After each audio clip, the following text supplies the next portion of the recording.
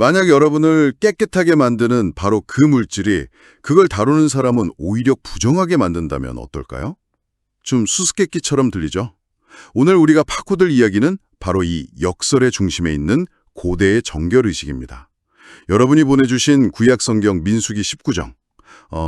이 한 장의 본문을 가지고 고대 이스라엘 사회가 삶과 죽음이라는 거대한 주제를 어떻게 다루었는지 그 수수께끼를 함께 풀어보겠습니다. 자, 그럼 한번 시작해 볼까요? 네, 이 본문은 그냥 이상하고 오래된 규칙들을 그냥 모아놓은 게 아니에요. 오히려 당시 사람들의 세계관을 들여다볼 수 있는 아주 중요한 창문 같은 역할을 하죠.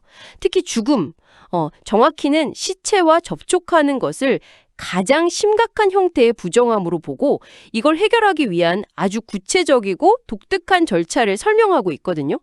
본문 마지막에는 이 법을 영원한 율례라고까지 부르는데 이게 그들 사회에서 얼마나 중요했는지를 보여주는 대목입니다. 그러게요. 가장 먼저 눈에 들어오는 건 이 의식의 핵심 재료인데요. 바로 붉은 암송아지예요.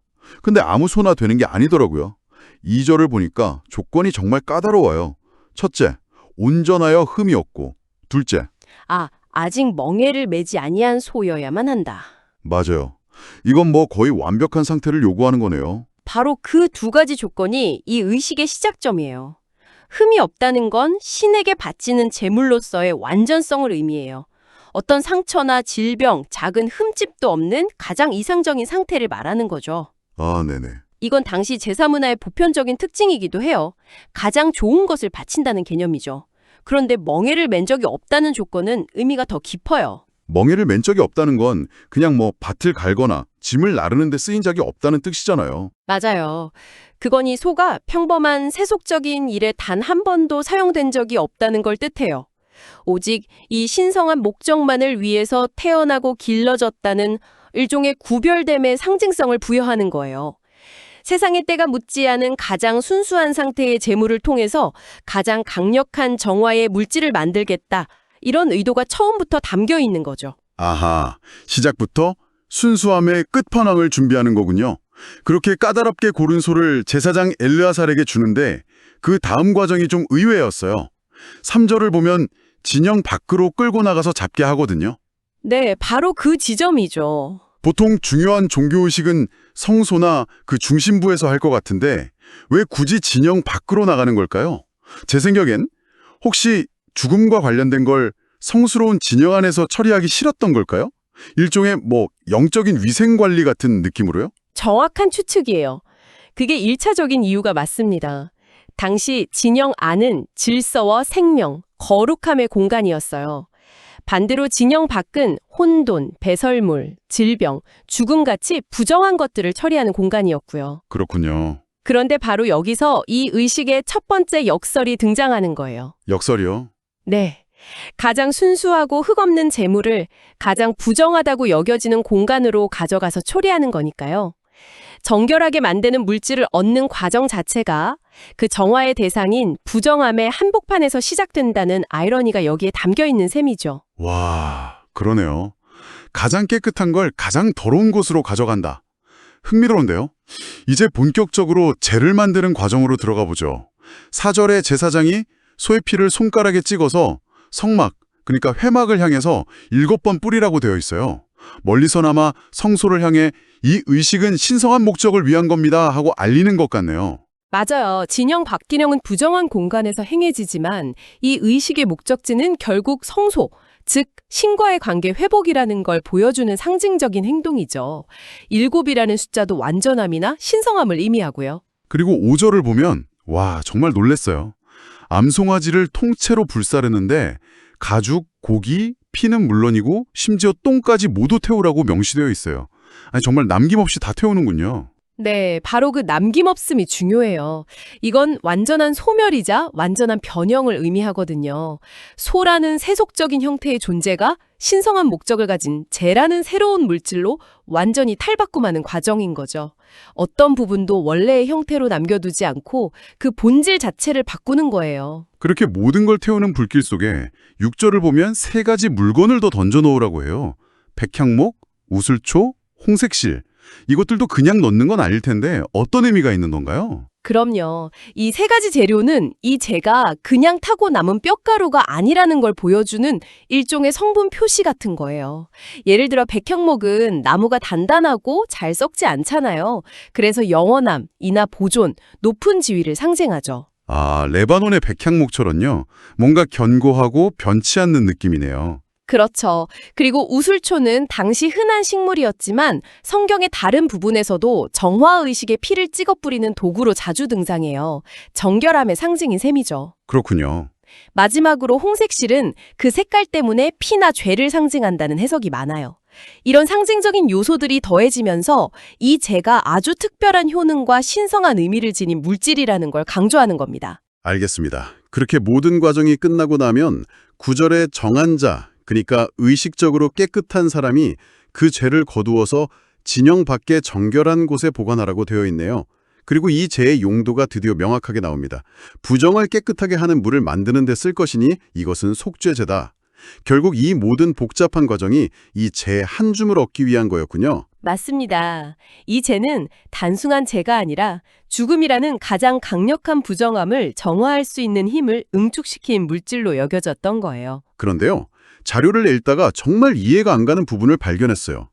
잠깐만요. 7절, 8절, 그리고 10절을 보니까 제사를 집례한 제사장, 소를 불사른 사람, 심지어 그 죄를 거둔 사람까지 전부 저녁까지 부정해진다고요? 아니 이거 완전 거꾸로 가는 거 아니에요? 깨끗하게 만드는 걸 만드는데 그 과정에서 자기가 더러워진다니 이게 말이 되나요? 바로 그 지점이 이 의식의 핵심적인 신비이자 가장 깊은 통찰을 담고 있는 부분이에요. 왜 그런 모순이 생기는지 비유를 들어 설명해 볼게요. 아주 강력한 소독제 원액이나 혹은 치료 목적으로 사용하는 방사성 물질을 생각해 보세요. 네, 상상만 해도 좀 위험해 보이는데요. 그렇죠. 그것들은 세균을 죽이거나 암세포를 파괴하는 데 쓰이지만 그걸 직접 다루는 사람은 보호복을 입어야 하고 아주 조심해야 하잖아요. 그 강력한 힘에 노출되면 오히려 해를 입을 수 있으니까요. 아, 이 재가 바로 그런 개념이에요. 세상에서 가장 강력한 부정함, 즉 죽음의 더러움을 흡수하고 정화하는 힘을 가진 물질로 여겨졌기 때문에 이 재를 만지고 다루는 행위 자체가 그 사람을 일시적으로 오염시키는 거예요. 그러니까 정결하게 만드는 힘이 너무 강력해서 그걸 다루는 사람에게는 오히려 일시적인 부정함으로 작용한다는 거군요. 와, 정말 놀라운 발상이네요. 맞아요. 순수와 부정의 경계가 얼마나 미묘하게 작용하는지를 보여주는 대목이죠. 정결함을 다루는 일 자체가 얼마나 조심스럽고 위험 부담이 따르는 일이었는지를 암시하기도 하고요. 알겠습니다. 그럼 이렇게 역설과 신비를 품고 힘들게 만든 이 정화수, 이걸 언제 어떻게 쓰는 건지가 제일 중요할 것 같은데요. 본문 후반부에 아주 자세하게 나와 있더라고요. 네, 주로 사람의 시체를 만진 경우에 대한 규정이죠. 11절부터 보면 시체를 만진 사람은 7일 동안 부정하다고 해요. 그런데 놀라운 건 14절인데 사람이 죽은 텐트 안에 들어가거나 그냥 그 안에 있었던 사람도 똑같이 7일 동안 부정해진대요. 네, 그렇죠. 심지어 15절에서는 그 텐트 안에 있던 뚜껑 열린 그릇까지도 부정해진다고 하고요. 죽음의 영향력이 정말 광범위하네요. 바로 그 점이 중요해요. 죽음이 단지 한 개인의 생명이 끝나는 사건이 아니라 공동체 전체의 정결함을 위협하는 강력한 오염원으로 인식되었다는 걸 보여주거든요. 그 영향력이 직접 접촉한 사람뿐만 아니라 같은 공간에 있던 사람, 심지어 사물에까지 미친다고 본 거죠. 삶과 죽음, 거룩함과 속됨을 아주 엄격하게 구분하려는 당시의 세계관을 반영하는 거예요. 16절에는 들에서 칼에 맞아 죽은 사람이나 사람의 뼈, 무덤을 만져도 마찬가지로 7일간 부정하다고 하고요. 해결책은 17절부터 나옵니다. 보관해둔 재를 가져다가 흐르는 물과 함께 그릇에 담아요. 그리고 18절에 정결한 사람이 우슬초를 가져다가 그 물을 찍어서 부정한 사람과 물건들에게 뿌려주라고 되어 있습니다. 이 과정은 제3일과 제7일 두 번에 걸쳐서 이루어지고요. 여기서도 상징들이 계속 등장하죠. 그냥 고여있는 물이 아니라 흐르는 물, 히브리어 원문으로는 살아있는 물을 사용하는데요. 살아있는 물이요? 네. 이건 죽음이라는 부정함에 생명의 힘으로 맞선다는 의미를 강화하는 거예요. 재를 만드는 데 썼던 우슬초가 다시 정화수를 뿌리는 도구로 쓰이는 것도 흥미롭고요.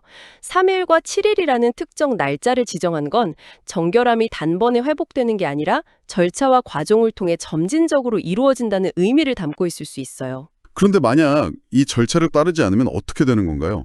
본문은 그 결과가 아주 무섭다고 경고하더라고요. 20절에 사람이 부정하고도 스스로 정결하게 하지 아니하면 여호와의 성소를 더럽히는 것이니 그러므로 총회 중에서 끊어질 것이니라. 와, 끊어진다니. 이건 그냥 찝찝한 수준이 아니라 공동체에서 추방되거나 심지어 죽을 수도 있다는 얘기잖아요. 엄청나게 심각하게 다뤘네요. 맞습니다.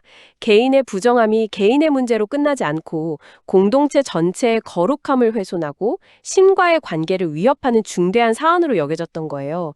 그래서 정결 의식을 따르지 않는 건 공동체의 근간을 흔드는 행위로 간주되었고 가장 엄중한 처벌이 뒤따랐던 거죠. 자, 오늘 민수기 19장을 통해서 고대 이스라엘의 아주 독특한 정결의식을 깊이 파고 들어봤습니다. 처음에 가졌던 그 수수께끼가 이제 좀 풀리는 것 같아요. 완벽한 붉은 암송아지를 가장 부정한 곳에서 처리하고 그 정화의 물질을 만드는 과정에 참여한 사람들은 오히려 부정해진다는 역설, 그리고 그 죄가 죽음이 남긴 가장 강력한 부정함을 씻어내는 유일한 방법이 된다는 이야기. 정말 흥미로웠습니다. 여기서 우리가 발견할 수 있는 건 삶과 죽음, 정결함과 부정함의 경계를 정말 진지하게 고민했던 한 사회의 모습이에요. 죽음은 피할 수 없는 현실이지만 그들은 죽음이 남긴 부정함이 삶의 영역을 침범하도록 내버려 두지 않으려 했던 거죠. 그들에게 정결함은 그냥 가만히 있으면 주어지는 상태가 아니라 죽음이라는 강력한 현실 앞에서 적극적으로 되찾고 회복해야 하는 가치였던 거예요. 아, 회복이군요. 네, 이 복잡하고 역설적인 의식은 바로 그 회복을 위한 구체적인 시스템이었던 셈입니다. 오늘 이 깊이 있는 분석이 여러분의 지적 호기심에 흥미로운 자극이 되었기를 바랍니다. 마지막으로 생각해 볼 만한 질문을 하나 남겨드리고 싶어요. 이 의식의 핵심은 결국 회복이거든요. 죽음의 그림자에서 벗어나 다시 공동체의 일원으로 건강하게 돌아오는 과정이죠. 여기서 오늘날 우리에게 질문을 던져볼 수 있는 것 같아요. 이 본문은 이 법을 영원한 율례라고 칭합니다.